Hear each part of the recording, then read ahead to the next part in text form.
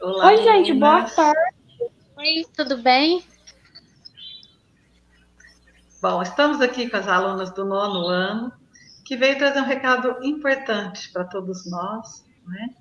E quero agradecer já pelo empenho, pela atenção com que abraçaram aí essa ideia e sejam muito bem-vindas e um grande Obrigada, abraço para vocês. Estamos com saudades. obrigada. Também estão com saudades.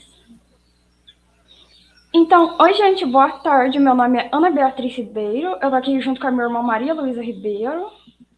Eu sou Nayandra, E, muito prazer. e a gente vai falar hoje um pouquinho do Dia da Independência da nossa nação, né? E junto com a nossa querida amiga Nayandra, que vai começar. Vai ser, assim, é um assunto muito importante, né? Sim, então vamos começar.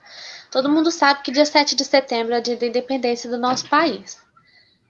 Para a gente poder entender direitinho a importância da independência, a gente pode voltar um pouquinho lá na história, lá no começo, como tudo isso começou. Bom, vocês certamente sabem que os portugueses descobriram o Brasil, que assim que eles chegaram aqui, eles viram os índios e tudo mais. Eles foram descobrindo, observando nossa região aqui do nosso país, descobriram que aqui tinha muita diversidade, uma biodiversidade Tipo, muito grande. que tinha o pau-brasil mesmo, que levou muita riqueza para Portugal, que eles usavam para tingir roupas, para fazer tinta Sim, para escrever. isso. Eles eles queriam pau-brasil para poder levar para Portugal e eles precisavam da mão de obra. Aí eles começaram a escravizar os índios. Nessa fase do E Brasil, até o mesmo Brasil na Yandra, até mesmo na Yandra teve essa época quando eles chegaram, os índios nunca tinham visto espelho, essas coisas assim, para ver o próprio reflexo. E os portugueses começaram a dar espelho para eles, tipo, como uma forma de suborno, vamos dizer, né? isso, ele dava presentes e em troca tinha que trabalhar forçado para eles. É, Essa época do Brasil, o Brasil se torna uma colônia de Portugal, porque o Brasil era explorado por Portugal. Todas as riquezas, recursos naturais que tinha aqui no Brasil era pertencente a Portugal, porque Portugal era como se fosse o dono do Brasil, vamos dizer assim. E anos se passaram, foram se passando, muitos anos de exploração, começaram a escravizar os índios, depois foi escravizar os africanos, um ano de muitas explorações mesmo para o nosso país. Aí Sim, até nesse depois de muitos anos, a gente chega no assunto da família real vindo para o Brasil, porque aos poucos vieram portugueses, africanos, pessoas de outros países, e até que teve um dia que a família real quis vir para cá. Mas aí, as meninas, por que eles quis vir para cá? Qual é o motivo que eles quis vir? Então, a família real portuguesa que vim para cá por causa que estava dando aquela ameaça de Napoleão Bonaparte lá na Europa, né? Que já tinha, assim, conseguido tomado para si muitos lugares e estava ameaçando entrar em Portugal. Aí a família real portuguesa quis vir para cá, para eles não serem capturados, eles vieram para cá.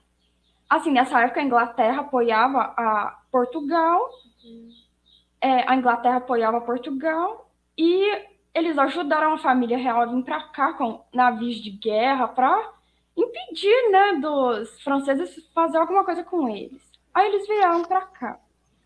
Quando chegou aqui, eles desembarcaram em Salvador, que na época era a capital do Brasil.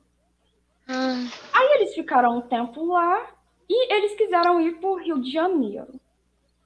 Aí eles foram para o Rio de Janeiro e portanto, ela também passou a ser a nova capital do Brasil. E eles fizeram muitos benefícios lá, né, Maria? Sim, fizeram. Como teve o. Eles abriram o Banco do Brasil, uma academia militar. A Biblioteca Nacional. Aquela Biblioteca Nacional que tem hoje no Brasil é é a tudo. biblioteca. Isso, é a biblioteca que eles abriram naquela época. E aí, como a família real veio para cá, veio o Dom João VI, o Pedro de Alcântara, agora o quarto filho dele, que veio a esposa dele, todo mundo, cerca de 10 mil pessoas, a corte portuguesa veio junto, e foi passando o tempo, Portugal virou um caos, né? A agricultura estava tudo desorganizada, a cidade devastada pela guerra, a manufatura da Inglaterra, eles não podiam nem competir por causa que não tinha mais nada. E assim, o povo estava tudo. O povo estava falando que era por causa que o rei estava ausente, que o rei tinha que voltar. Aí por isso que eles mandaram o rei deles voltarem para lá. Aí o rei de Portugal, Dom João VI, voltou para lá e queria que o filho dele, o Pedro de Alcântara, fosse para lá. Só que ele não quis ir. Aí ele ficou lá, aqui no Brasil, e o pai dele ordenava que ele fosse para lá, mas ele não quis. Aí foi declarado o dia do fico. Aí a Maria agora ela vai falar um pouquinho de como foi a independência, de que aí nesse dia que ele ordenou o dia do fico, ele começou a governar aqui, não é, Maria? Sim. Mas então, aí no dia do fico, ele não queria voltar para Portugal, ele queria ficar no Brasil. Então, eles começaram a fazer rebelião, essas coisas assim.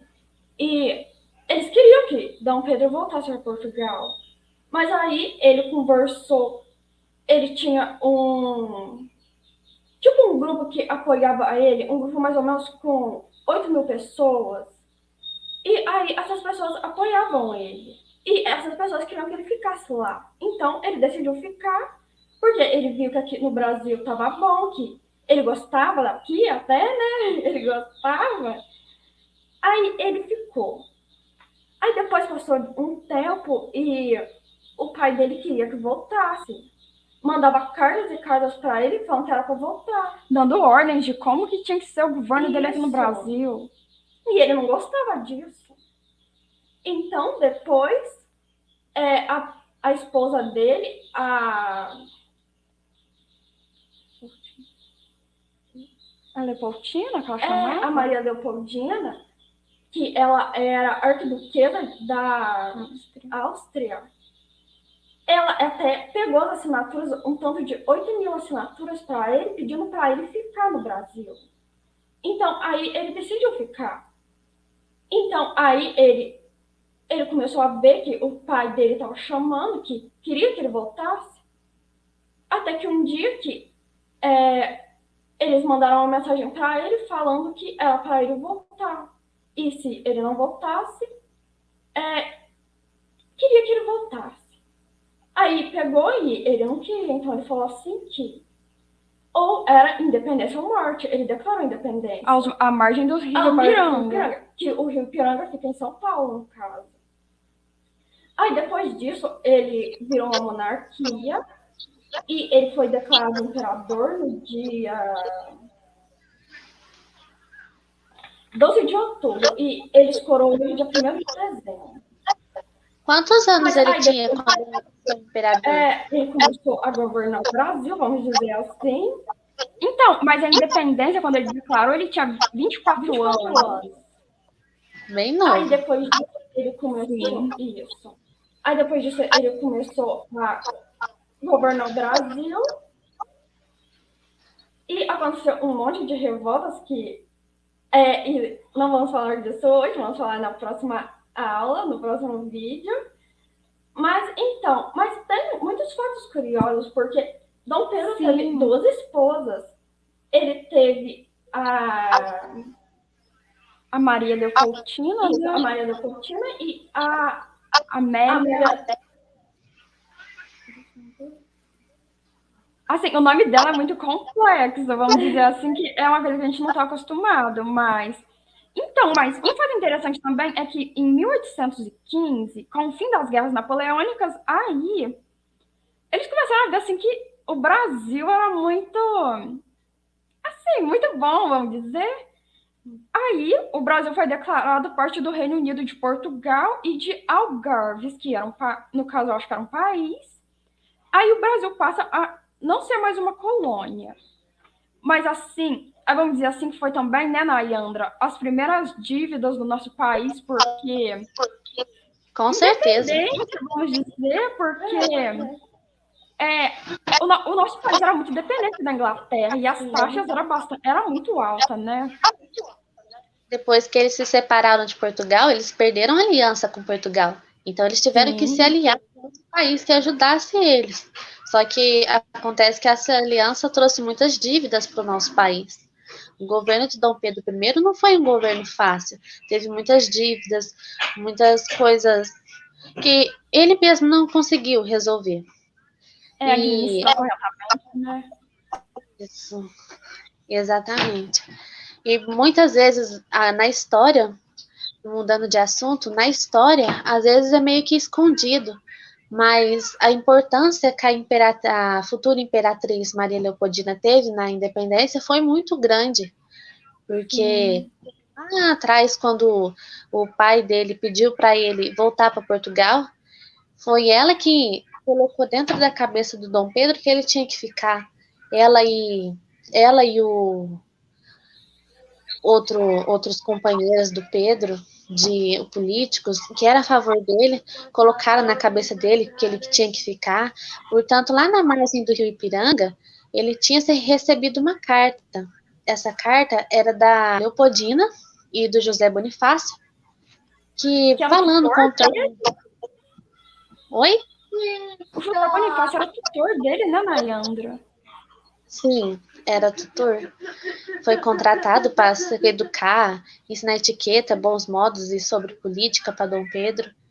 Aquela carta que ele recebeu na margem do rio Ipiranga era da Leopoldina, junto com José Bonifácio, que tinha, naquela carta estava escrito, fazendo ele refletir que ele tinha que dar independência para o país. Isso tudo fez ele encabeçar na independência mesmo. E um fato curioso, né, Nayandra, que Dom Pedro I, ele tinha muitos sobrenomes, né? Então, eram 17, né? 17 sobrenomes.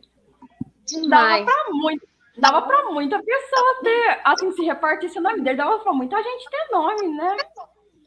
Então, ele tinha 17 sobrenomes. Assim, a família portuguesa, toda a família era um nome muito grande. Gente, olha como que era o nome dele. Pedro de Alcântara, Francisco, Antônio, João Carlos Xavier de Paula, Miguel, Rafael, Joaquim, José Gonzaga, Pascoal, Cipriano, Cefarim de Bragança e Bourbon. Gente, imagina uma criança aprender a escrever isso. Nossa, deve ter sido, né, difícil. Meninas, é isso mesmo. Olha, fantástica a aula de vocês. A explicação ficou maravilhosa. Eu adorei. E, com certeza, como vocês disseram, como a Maria Luísa disse, tem muito mais curiosidade para a gente falar ainda, né? Para o vídeo não ficar extenso, nós vamos deixar para um segundo vídeo. O que vocês acham? Tudo bem. Claro, sim. Mais uma vez, agradecemos pela oportunidade. Nós que agradecemos. Obrigada. Né? Então, até o próximo vídeo. Até. Fiquem com Deus. Com Deus também.